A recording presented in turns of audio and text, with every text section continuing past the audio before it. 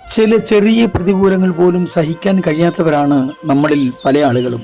വായിൽ നിന്ന് വരുന്ന വിശ്വാസത്തിന്റെ വാക്കുകളും പ്രഖ്യാപനങ്ങളും കേട്ടാൽ 1-ാം നൂറ്റാണ്ടിലെ അപ്പസ്തലന്മാർ പോലും മാറി നിന്നു പോകും.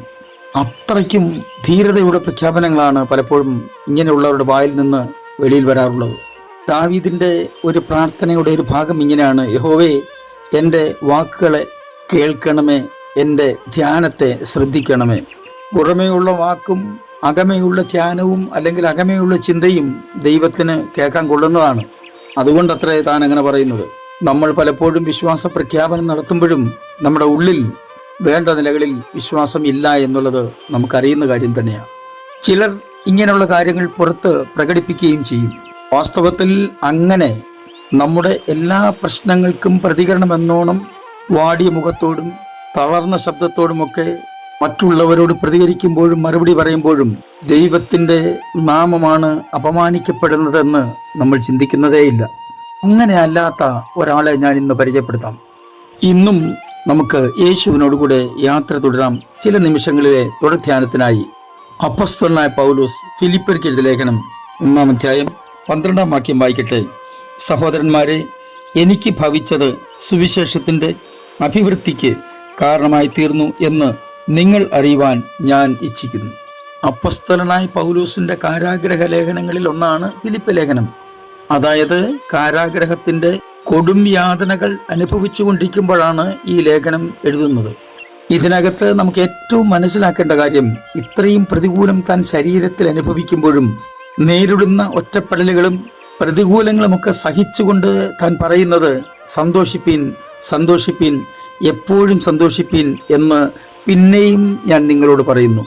ചില ആളുകൾക്ക് ഒരു ചെറിയ പനി വന്നാൽ അത് 4 ആൾ അറിഞ്ഞില്ലെങ്കിൽ അവർക്ക് വലിയ സങ്കടമാണ്. ആരെങ്കിലുമൊക്കെ ചോദിക്കണം, എന്തുപറ്റി, പനിയാണോ, എന്തോ അസ്വസ്ഥത അനുഭവിക്കുന്നത് പോലെ തോന്നുന്നല്ലോ. ഇങ്ങനെയൊക്കെ ഒന്ന് കേട്ട് കഴിയുമ്പോൾ പകുതി ആശ്വാസമാകും. എന്നാൽ പൗലോസ് അങ്ങനെയല്ല. തനിക്കുണ്ടായ എല്ലാ പ്രതികൂലങ്ങളുടെയും മധ്യത്തിൽ താൻ സന്തോഷിക്കുന്നു, മറ്റുള്ളവരോട് സന്തോഷിക്കാൻ ആഹ്വാനം ചെയ്യുകയും ചെയ്യുന്നു. എന്താണ് കാരണം എന്നറിയാമോ? തനിക്ക് നല്ല ബോധ്യമുണ്ട്, ദൈവം എന്തോ പദ്ധതി ഉണ്ടാക്കി വെച്ചിട്ടുണ്ട് എന്നെക്കുറിച്ച്. ആ പദ്ധതി പ്രകാരമാണ് ഞാൻ ഇവിടെ കാരാഗ്രഹത്തിൽ കിടക്കുന്നത്. സത്യത്തിൽ അപ്പസ്തോലനായ പൗലോസിന് കഷ്ടപ്പാടുകളെക്കുറിച്ച് ഏറ്റവും ശരിയായ മനോഭാവമാണ് വെളിപ്പെടുത്തുന്നത്. യേശുവിൻ്റെ സ്നേഹത്തിൻ്റെ സുവിശേഷം അറിയിക്കുന്നതിന് വേണ്ടി വളരെ ത്യാഗങ്ങൾ സഹിച്ച ആളാണ്. തന്നെയുമല്ല, തൻ്റെ ശരീരത്തിലും ഒരു ശൂലം ദൈവം തനിക്ക് നൽകിയിരുന്നു.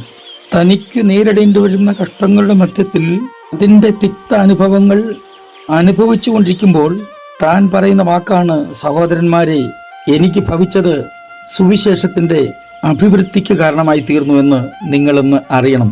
അല്ലെങ്കിൽ നിങ്ങളത് അറിയുന്നു എന്നതിൽ എനിക്ക് സന്തോഷമുണ്ട്. എന്തെങ്കിലും ഒരു കഷ്ടം വരുത്തിയിട്ട് നമ്മളെ തീർത്ത് കളയുക എന്നുള്ളത് ദൈവത്തിൻ്റെ പദ്ധതിയേ അല്ല. അങ്ങനെ വല്ലതും ദൈവിക പദ്ധതിയിൽ ഉണ്ടായിരുന്നെങ്കിൽ നമ്മളിൽ എത്ര പേർ ഈ ഭൂമുഖത്തുണ്ടായിരിക്കും? വചനം നമുക്ക് ഉറപ്പ് തരുന്നത് പരിശോധന ഉണ്ടാവത്തില്ലെന്നല്ല, കഷ്ടങ്ങൾ ഉണ്ടാവത്തില്ലെന്നല്ല, വേദനകൾ നേരിടേണ്ടി വരികയില്ല എന്നല്ല, എന്നും സുഖലോലുപതയിൽ കഴിയാം എന്നുള്ളത് ഒരിക്കലും കർത്താവ് പറഞ്ഞിട്ടില്ല. കർത്താവ് പറഞ്ഞിരിക്കുന്നത്, ലോകത്തിൽ നിങ്ങൾക്ക് കഷ്ടമുണ്ട്, എങ്കിലും നിങ്ങൾ ധൈര്യപ്പെടുവിൻ, ഞാൻ ലോകത്തെ ജയിച്ചവനായ ദൈവമാണ്, ഞാൻ നിങ്ങളുടെ കൂടെ ഉണ്ട്. അപ്പോസ്തലനായ പൗലോസ് തന്നെ പറഞ്ഞിരിക്കുന്നത്, ദൈവത്തെ സ്നേഹിക്കുന്നവർക്ക്, നിർണയപ്രകാരം വിളിക്കപ്പെട്ടവർക്ക് തന്നെ സകലതും നന്മയ്ക്കായി കൂടി വ്യാപരിക്കുന്നു. അതേ പ്രിയരെ, ഒന്നും നിങ്ങൾക്ക് ആത്യന്തികമായി ദോഷത്തിന് കാരണമാവുകയില്ല. ഏത് തരത്തിലുള്ള പരിശോധനകളും പരീക്ഷകളും നേരിടേണ്ടി വന്നാലും കർത്താവിൻ്റെ ആത്മാവിനാൽ രചിക്കപ്പെട്ട ദൈവത്തിൻ്റെ വചനം പറയുന്നു, പരീക്ഷയോടുകൂടി അവൻ പോക്കുവഴിയും ഒരുക്കിയിട്ടുണ്ട്. നിങ്ങൾ ഇന്ന് നേരിടുന്ന ചില പരിശോധനകളുണ്ടല്ലോ, നിങ്ങൾ വിചാരിക്കുന്നത് ഇതിനൊരു പരിഹാരവുമില്ലല്ലോ എന്നുള്ള ചിന്തകൾ ഓർത്ത് നിങ്ങൾ വല്ലാതെ വ്യാകുലപ്പെടുകയാണ്. അങ്ങനെ വ്യാകുലപ്പെടുന്നതിന് പകരം ദൈവവചനത്തിൽ ഉറപ്പായും വിശ്വസിക്ക്. വചനം പറയുന്നത് പരീക്ഷയില്ലെന്നല്ല, ഒന്നുകൂടെ പറയുന്നു, പരീക്ഷയില്ലെന്നല്ല, ഒന്നുകൂടെ പറയുന്നു, പരീക്ഷയില്ലെന്നല്ല, എന്നാൽ പരീക്ഷയോടുകൂടി നീക്കുപോക്കും ദൈവം ഒരുക്കിയിട്ടുണ്ട്. അവസാന നാളുകളിലെ പൗലോസിന്റെ വിശ്വാസ പ്രഖ്യാപനം ഇങ്ങനെയാണ്: ഞാൻ നല്ല പോർ പൊരുതു, ഓട്ടം തികച്ചു, വിശ്വാസം കാത്തു, ഇനി നീതിയുടെ കിരീടം എനിക്കായി വെച്ചിരിക്കുന്നു.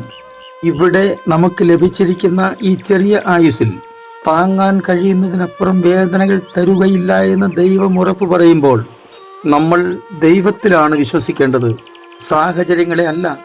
സാഹചര്യങ്ങളെ നോക്കിയാൽ ഒരുപക്ഷെ നമുക്ക് മുന്നോട്ട് പോകാൻ കഴിയില്ല.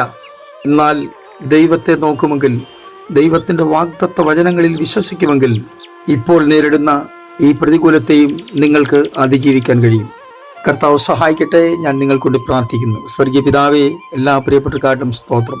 അവിടുന്ന് എല്ലാവരോടും കരുണ കാണിക്കണമേ.